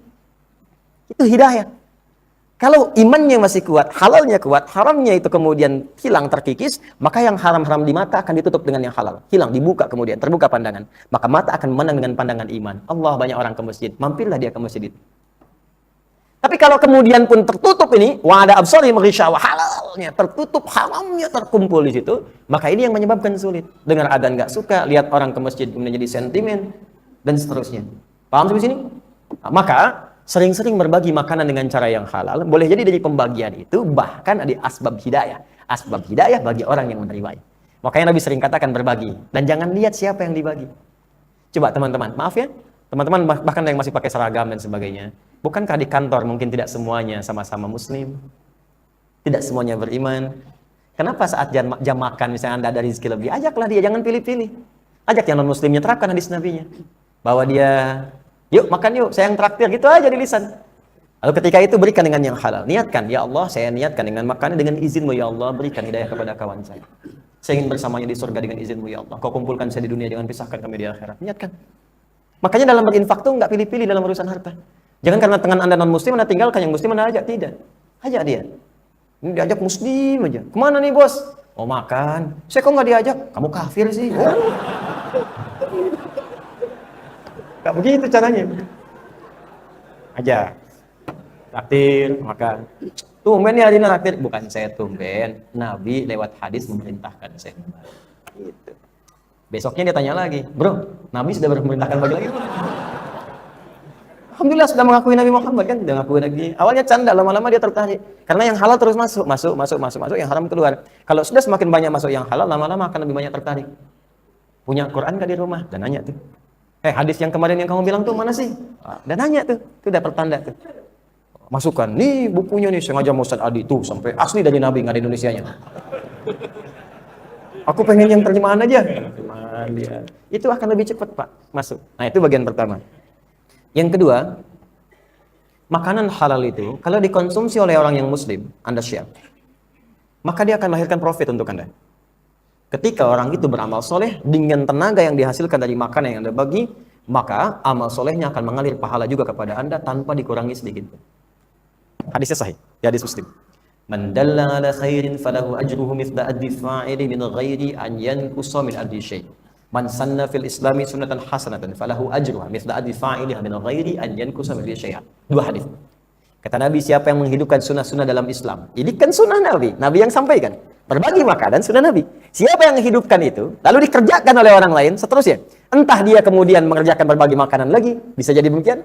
Atau hadis yang pertama tadi, difasilitasi dengan makanan, ditunjukkan lewat yang halal, lalu diamalkan dengan amalan tertentu. Begitu Anda berikan kepada orang ini misalnya, tiba-tiba kemudian dia sholat. Energinya dari makanan yang Anda kasih. Maka ketika dia sholat, pahala sholat dia pun mengalir pada Anda tanpa dikurangi sedikit. Makanya berbagi makanan ini sering dianjurkan saat Ramadan. Karena Ramadan itu bisa melipat gandakan pahala amalan setidaknya sampai 10-100 kali lipat hari biasa. Nanti di Al-Bukhari, nanti saat masuk dekat bulan Ramadan kita ngaji fikih itu saja. Nanti saya punya kumpulan hadis Imam Al-Bukhari tentang puasa semua. Ya. Wal hasanatu bi asyri amsalihha, khusus untuk puasa. Jadi nanti amalan yang kita kerjakan di hari biasa saat Ramadan itu minimal 10 kali lipat lagi. 10 kali lipat lagi. Makanya ada hadis spesifik berbagi dengan orang saat berpuasa itu, maksudnya saat menjelang buka untuk bukaan atau sahur, sekalipun cuma sehirup air. Kalau sekarang 1 sedotan lah. Ya, tapi itu kalimatnya kalimat awas sinektok pas prototo. Ya, sebagian mewakili keseluruhan. Maksudnya jangan dikasih nih, ayo sini, buka dulu. Begitu disedot udah cukup. Kok cuma 1 sedotan? Hadis Nabi. Kan? Bukan begitu cara memahaminya. Walaupun yang Anda punya cuma 1 sedotan, maka bagi. Kenapa berbagi ini saking pentingnya? Bayangkan Ramadan. Berapa banyak orang beramal saat Ramadan? Saya nggak kebayang, Masya Allah. Kebayang nggak? Nggak. Anda siapkan makanan menjelang buka. Anda kasih tuh. Begitu dia buka, Allah, bukankah malam tuh waktunya ibadah? Salatnya, tarawihnya, tilawah Qur'annya, bangun malam, energi masih ada, terus bangun lagi dia. Berapa pahala yang kita dapatkan? Kalau malam itu bertepatan dengan malam Al-Qadar, Anda suplai ke masjid untuk i'tikaf, walaupun cuma buahnya, walaupun cuma teh manisnya, kopinya ditaruh oleh Anda, dan dengan itu dia bangun malam, terus dia ibadah, Allahu Akbar, Anda ketiduran. Setiap dia ibadah ngalir buat Anda. Tapi jangan salah menyimpulkan, awas, Ramadan tahun ini ngasih makanan aja, saya tidur. Cara yang keliru. Jelas ya? Jadi yang pertama dia bisa jadi asbab hidayah, ya, atau menghilangkan yang haram pada dirinya, atau yang kedua dengan makanan yang dikonsumsi itu bisa melahirkan pahala-pahala tambahan pada orang yang mengerjakan nilai kebaikan. Makanya kalau mau berbagi, lihat orangnya dan niatkan sifatnya. Anda mau berbagi nih makanan, lihat orangnya, soleh kasih. Ya, kalau kurang soleh, niatkan jadi perbaikan. Bergantung niat kita, sambil doa Pak, jangan cuma dibagi aja. Bismillah, sebut nama Allah, bismillah. Siapkan dari rumah, disiapkan dari kantor, bismillah. Ya Allah, saya pengen bagi buat si fulan, mudah-mudahan ada perubahan hidup baginya. Ya Allah, saya pengen berbagi dengan si fulan. Ya Allah, lembutkan hati untuk menerima, karena orang soleh itu belum tentu terima, Pak. Demi Allah saya katakan, kalau orang sudah terlampau soleh, artinya sangat dekat dengan Allah, belum tentu dia mau menerima pemberian manusia. Kalau hatinya tidak menghendakinya. Oke, ulama-ulama itu jarang ada yang menerima pemberian itu jarang. Kecuali dia lihat Imam Syafi'i itu dari siapa dia terima, dilihat dulu beliau tuh. Jarang menerima, tapi kalau dia ajak main ke Imam Ahmad bin Hanbal, dimakan sekenyang-kenyang. Ya, sampai anak perempuannya bingung, ini siapa sih? Ulama bukan katanya. Makan kok banyak begini katanya. Bapak kan makan sedikit. Terus malamnya tidur kelihatan nggak tidur. Kenapa kelihatan tidur? Nih bapak saya tahajud, beliau enggak. Ini gimana katanya kan? Tapi setiap tanya bapaknya jangan prasangka buruk. Nah itulah orang tua yang hebat tuh. Kalau ada guru berbuat sesuatu yang mungkin Anda rasakan tidak biasa, jangan kemudian dikesankan dulu. Pantas nih Ustadz bid'ah nih, hati-hati begini, salah. Tidak. Jangan seudon dulu, lihat dulu. Kata Imam Ahmad, tanya aja deh sama guru langsung. Jangan-jangan nanti keliru. Besoknya ditanya. Tuan guru katanya, kenapa? Saya lihat Anda makannya kok nikmat sekali. Bapak saya Imam Ahmad makannya sedikit, tapi Tuan guru kok banyak sekali. Gini ya, saya udah survei di wilayah ini. Yang paling soleh itu cuma bapak kamu. Makanya mumpung ada di rumah bapak kamu, pasti makanannya halal semua. Jarang-jarang saya dapetin yang begini. Tuh, nikmat nih dari Allah. Oh begitu katanya. Yang kedua, kenapa Tuan Guru malam tadi? Kok kelihatan nggak tahajud seperti bapak? Bapak saya tahajud, Tuan Guru kok nggak tahajud katanya.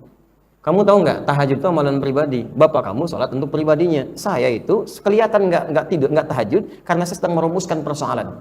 Saya selesaikan 70 persoalan sampai malam ini. Persoalan itu terkait dengan halayak banyak. Ketika saya jawab itu semua, mereka mendapatkan bagian kemudahannya, mereka beramal, pahala untuk mereka mengalir bagi saya. Sekarang menurut kamu tinggi mana? Amalan pribadi atau sosial? Oh iya ya Tuan. Tuh. Hal-hal semacam itu yang kita dambakan sekarang ini. Dicari orang-orang baik itu. Mungkin Anda titipkan. Mungkin bisa lewat apa? Lewat sejadah, lewat pakaian, lewat ini, macam-macam. Karena mungkin mereka tidak sempat untuk bekerja dalam kehidupannya. Kalau yang soleh benar, bukan ustadz yang bisnis. Ya. Kalau itu nggak usah dibantu, kalau bisa bantu tuh. Ya. Jelas ya? Baik. Bagian terakhir. Masih ada waktu? Oh, tidak, jangan banyak-banyak ya. Karena masih ada hak Anda juga di sini dan kewajiban yang harus Anda kerjakan. Ini bagian terakhir aja, supaya tidak terpotong. Ya. Terakhir, wa taqra'us salam ala man 'arafta wa man lam ta'rif. Dan membiasakan membacakan salam kepada yang Anda kenal ataupun yang belum Anda ketahui. Salam di sini ada dua artinya. Awas. Wa taqra'us salam, alif lamnya bisa ma'rifah. Ini mungkin jarang dikaji, teman-teman. Alif lam itu secara umum dibagi dua. Ada dalam alif lam ta'rif, ada istighraq. Ya. Alif lam begini dibagi dua. Ada at-ta'rif. Ada al-istighraq. Gini. Ya, yang pertama ini ta'rif untuk mengkhususkan spesifik sifatnya. Misal, ini qalam, pulpen, spidol. Kalau saya katakan spidol yang ini bukan yang lain, maka masukkan alif lam di situ. Al-qalam, hadzal qalam. Jelas ya? Ustaz umum. Hadzal ustaz, dzalikal ustaz, khusus. Quran, bacaan umum. Al-Quran yang ini, bukan yang lain. Jelas? Yang kedua ada istighraq. Istighraq itu menunjuk makna komprehensivitas, umum. Ya, saya ulang, umum. Alif lamnya menunjuk umum, segala semua tanpa kecuali. Misal dalam Al-Quran, kalau yang ma'rifat kalimat salat, as-salat, kalau yang istighraq pada alhamdulillah. Alif lam yang masuk pada kalimat hamdun di Al-Fatihah. Alhamdulillahi rabbil, semua pujian, hamdun, pujian, semua pujian tanpa kecuali. Makanya kita terjemahkan segala puji semua tanpa kecuali hanya milik Allah.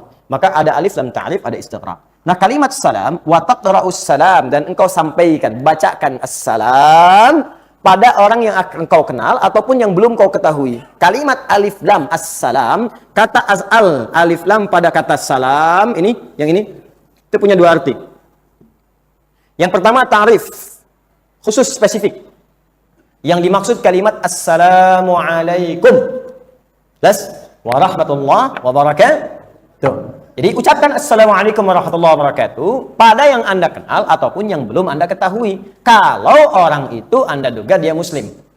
Jelas? Ya kan ada muslim yang Anda kenal, tetangga, kerabat, saudara, ada yang belum Anda kenal, mungkin papasan di jalan, assalamualaikum. Assalamualaikum itu yang disebut afsus salam. Ya, afsus salam. Baik, jadi tebarkan salam. Umum sifatnya, tapi spesifik pada yang Anda duga muslim. Jelas di sini? Ya, termasuk kalau ada yang mengucapkan pada Anda, assalamualaikum, jawab lagi. Waalaikumsalam warahmatullahi wabarakatuh. Jelas sampai sini? Jawab ya. Nah, ini bahkan para nabi membiasakan interaksi ini secara luas. Bahkan ada kisah nanti para nabi dengan malaikat. Malaikat mengucapkan salam, Anda jawab salam. Ini hukumnya mengucapkan sunnah, menjawab wajib. Menjawab di Quran surah ke-4 An-Nisa ayat 86. Wa idza hayyitum bi tahiyyatin fahayyu bi ahsana minha aw rudduha. Jika ada yang memberikan penghormatan kepada Anda salam, maka jawab dengan yang lebih baik. Itu dasar pertama. Minimal yang serupa dengannya. Assalamualaikum, waalaikumsalam warahmatullahi. Assalamualaikum warahmatullahi wabarakatuh. Assalamualaikum warahmatullahi wabarakatuh. Waalaikumsalam warahmatullahi taala wabarakatuh. Assalamualaikum warahmatullahi taala wabarakatuh. Waalaikumsalam warahmatullahi taala wabarakatuh. Sampai situ saja. Ya. Tambah-tambah lagi, selesai. Atau assalamualaikum, waalaikumsalam, selesai. Jelas? Tapi menjawab wajib. Suka atau tidak suka? Awas, tau'an au karha. Anda punya sengketa dengan orang lain. Baik di rumah misalnya, antara suami dengan istri, orang tua dengan anak, tetangga dengan tetangga, teman dengan teman. Sepanjang muslim diucapkan salam, jawab. Jangan didiamkan. Assalamualaikum, Ma. Sedang ada masalah, jawab aja. Waalaikumsalam, Pak. Ya. Assalamualaikum, Pak. Besok aja. Besok. Waalaikumsalam. Jelas? Tetap jawab. Hati-hati. Ini sering saya dapatkan fenomena ini. Bahkan dari teman-teman sepengajian, cuman beda pemahaman, untuk salamannya aja susah. Ya, assalamualaikum akhi, beda manhaj. Waalaikumsalam. Ya, perbedaan pendapat tidak harus menjadikan Anda tidak menjawab salam. Kan aja bahasa di situ. Paham ya? Baik. Kemudian yang kedua, ini umum sifatnya. Salam, konteks di sini bisa perdamaian. Ya, kedamaian, salam. Ketenangan, salam. Kebahagiaan, salam. Awas, hati-hati. Jadi konteks di sini alif lam istighraq luas, segala hal terkait dengan perdamaian sebarkan. Ya, karena itu tepat di sini mengatakan Islam itu agama damai. Tunjukkan pada saya ayat mana yang mendorong pada kekerasan dalam Islam? Enggak ada. Buka Al-Quran, bacakan di hadapan saya. Anda temukan satu ayat saja menyuruh pada kekerasan dalam konteks yang tidak dibenarkan, bahkan pada nilai kemanusiaan. Demi Allah saya katakan, pada saat itu juga coba cek, tunjukkan pada saya. Akan ditemukan. Akan ditemukan.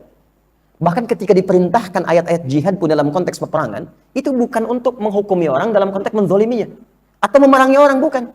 Dalam konteks membela diri. Akan cek. Atau menegakkan kebenaran. Di luar itu nggak ada kebenaran pun disepakati benar oleh manusia pada umumnya. Silahkan dicek. Anda diagresi, ada agresi datang misalnya. Anda pertahankan kan? Maka masuk kemudian nilai Islam di situ. Pertahankan nilai kebenaran ini. Berjuang demi negara, niatkan sebagai ibadah. Niatnya ibadah, maka muncul pahlawan-pahlawan nasional. Pangeran Diponegoro bangga dengan jubahnya, dengan zikirnya, ya kan? Dengan pakaian Islaminya, Imam Bonjol, ya, Kiai Haji Nur Ali, Itu banyak kiai-kiai datang dulu keluar sampai muncul resolusi jihad dan sebagainya. Jadi saya ingin tunjukkan kepada Anda teman-teman sekalian, dalam Islam tuh nilai kebaikan itu tinggi. Kecuali dalam konteks tadi, pertahanan, pembelaan, atau menegakkan kebenaran. Dan nggak ada jihad itu memerangi orang tuh nggak ada. Dalam arti menyakiti, tembak ini, bom ini, bunuh ini nggak ada. Silahkan cek, nggak akan ditemukan asalnya. Bahkan taruhannya apa? Maaf ya, menyakiti orang atau bahkan menghilangkan nyawa dengan kaidah yang tidak dibenarkan, langsung turun ayat dalam Al-Quran, neraka jahanam. Tunjukkan pada saya kitab suci mana yang menyebutkan kalimat ini di dalamnya selain Al-Quran. Enggak ada. Buka Quran surah keempat An-Nisa ayat 92 sampai 93. Wa may yaqtul mu'minan muta'ammida fajaza'uhu jahannam. Siapa yang sengaja merencanakan pembunuhan, apalagi korbannya satu orang yang beriman, fajaza'uhu jahannam, maka balasan yang tertimpal baginya neraka jahanam. Orang beriman mana yang pengen masuk neraka jahanam? Enggak ada. Khalidan fiha, kekal di dalamnya. Wa ghadiballahu alaihi, Allah murka kepadanya, wa la'anahu, dan melaknatnya, wa 'adalahu 'adzaban 'azima. Dapat 5G sekaligus. Habis tuh, hancur. Neraka jahanam, 2 kekal di dalamnya, dimurkai oleh Allah, dilaknat oleh Allah, dijanjikan siksa yang berlipat. Siapa orang mukmin yang sadar dan waras dan sehat bercita-cita masuk neraka jahanam dengan 5 keburukan tadi? Nggak akan ada. Makanya jihad itu penting. Kalau ada orang kemudian mengatakan jihad tak boleh ada jihad ini, waduh bahaya ini. Jadi kalau negara ini diserang misalnya, siapa yang membela pertama kali di garis depan? Mesti ada, cuma ditempatkannya di mana? Ya, makanya dari dulu ditempatkan di bab sejarah untuk motivasi sejarah perjuangan bangsa. Dikenal Bung Tomo di Indonesia mengucapkan takbir di Surabaya, dikenal di sini kalimat-kalimat takbir. Itu dalam bab sejarah, nggak pernah ditempatkan di bab fikih. Kapan bab fikih itu masuk? Ketika ada orang memang bergerak di dalamnya. Tentara kita yang muslim mau berjuang masuk, terapkan di bab fikih, terapkan cara sholatnya, terapkan cara ibadahnya, terapkan cara makannya, masuk di situ. Jadi jangan sampai bab ini dibawa, disampaikan masyarakat awam, itu yang keliru. Makanya kalau ada orang ngajak Anda taklim dengan nuansa kekerasan ini, melanggar ketentuan Nabi, cepat tinggalkan. Datang taklim, Anda ini banyak dosa. Untuk menutup itu, langsung berjihad. Caranya bagaimana? Bom kedubes ini. Wah. Bawa setrika ke istana, isi dengan bom. Wah. Langsung tinggalkan. Ini bahaya. Ya. Makanya nggak akan pernah muncul dari orang beriman yang benar itu bom panci, bom kulkas, bom oven, bom setrika. Udah aneh-aneh manusia sekarang itu. Ya. Anda cukup baca hadis ini, maka kita bisa paham mana yang diikuti, mana yang ditinggalkan. Selesai. Tuntas. Makanya kalau ada taklim yang mengajarkan pada hal-hal kontradiktif dengan ini, kata Islam damai, terus mengajarkan kekerasan, pasti salah. Islam menyatukan, ini memecah, pasti keliru. Ya, kita perbaiki tetap dengan cara yang ma'ruf. Itu pun caranya baik. Jangan sampai mengajak kepada yang ma'ruf dengan cara yang mungkar. Atau mencegah kemungkaran dengan kemungkaran yang lebih buruk lagi. Itu pun tidak diperkenankan.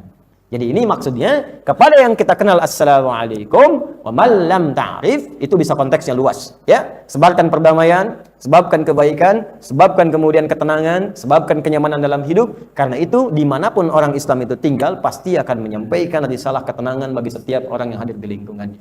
Jadi kalau Anda sekarang pulang, kembali ke tugas masing-masing di kantor, maka praktekkan di sini. Buat orang tenang di kantor, jangan Anda masuk orang bubar. Ya, bikin tenang, bikin orang senang. Ya, tegakkan kejujuran, disiplin dalam pekerjaan. Tunaikan tugas dengan baik. Jauhi hal-hal yang kontroversial, hal-hal yang tidak jelas, hal-hal haram, tinggalkan semua itu. Dan tunjukkan ketika ditanya, kenapa Anda begini? Karena saya Muslim. Karena saya Muslim. Wah, kamu orang paling disiplin karena saya Muslim. Kamu jujur banget sih pekerjaan karena saya Muslim. Nabi menyuruh saya begini, Allah perintahkan saya begini. Sudah selesai. Dan kalau Anda kerjakan semua itu, istiqamah di dalamnya, thumma istaqamu, tatanazzalu alaihimul malaika alla takhafu wa la tahzanu wa abshiru bil jannati allati kuntum tu'adun. Wallahu ta'ala a'lam bis-shawab. Inilah makna hadis yang dimaksudkan. Jadi di antara tanda yang menguatkan iman, gemar kita mengucapkan salam, berlaku baik dalam hubungan sosial kita, menebarkan kedamaian dan kebaikan-kebaikan. Juga lebih daripada itu, kita berusaha meningkatkan amal saleh supaya pulang dalam keadaan baik sisi Allah Subhanahu wa taala. Saya ingin mengajak kepada semuanya, kita tidak tahu di titik mana kita akan pulang. Tapi kalau saya katakan semua kita yakin bahwa kita masih banyak kesalahan. Kita masih banyak dosa. Maka orang cerdas ketika merasakan banyak dosa, dia akan berusaha menutup dosa dan menghapus kesalahannya sebagai persiapan pulang kepada Allah Subhanahu wa taala. Maka mulai hari ini perbaiki diri kita, pulang ke rumah. Perbaiki hubungan dengan pasangan hidup, perbaiki hubungan dengan anak-anak dan keluarga, kemudian kompak untuk beramal soleh sesuai dengan passionnya masing-masing. Akhir karim, antum yang bekerjalah karena Allah. Tinggalkan yang haram, jauhi yang Allah tidak sukai. Bawa rezeki yang halal, kasihan anak-anak antum. Kalau antum wafat, siapa yang rawat dia? Kalau antum tidak wariskan makanan yang halal, maka besar kemungkinan dia akan sulit hidupnya di masa depan. Jangan sampai depan dia punya persoalan dan terbebani karena perilaku antum dalam kehidupan yang saat ini. Duhai para ibu, berlakulah yang baik-baik. Wariskan akhlak mulia kepada anak-anaknya, karena boleh jadi saat ayah bekerja, Anda yang lebih banyak bersama anak-anak Anda. Kalau kita istiqamah dengan demikian, apapun yang kita kerjakan, insya Allah semuanya akan baik, bebannya akan diangkat, hidup akan ringan, dan lebih ringan saat kembali kepada Allah untuk mempertanggungjawabkan apa yang kita kerjakan. Ini pertama, saya jawab dulu satu pertanyaan. Kita berhenti jam 3 kurang seperempat. Saya sampaikan informasi yang sangat penting. Setelah itu kita berpisah insya Allah.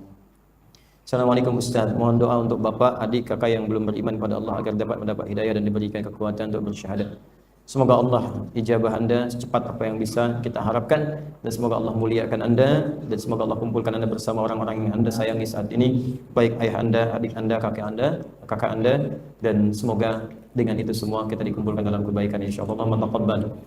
Teman-teman, saya ada kisah begini. Ini saya sampaikan hari Ahad kemarin di Al-Azhar. Kita sekarang sedang menggalang gerakan untuk bisa mendekat pada Al-Quran. Karena saya punya keyakinan Al-Quran itu sumber kebaikan. Kalau kita bisa baca, pahami, amalkan, pasti dia orang baik.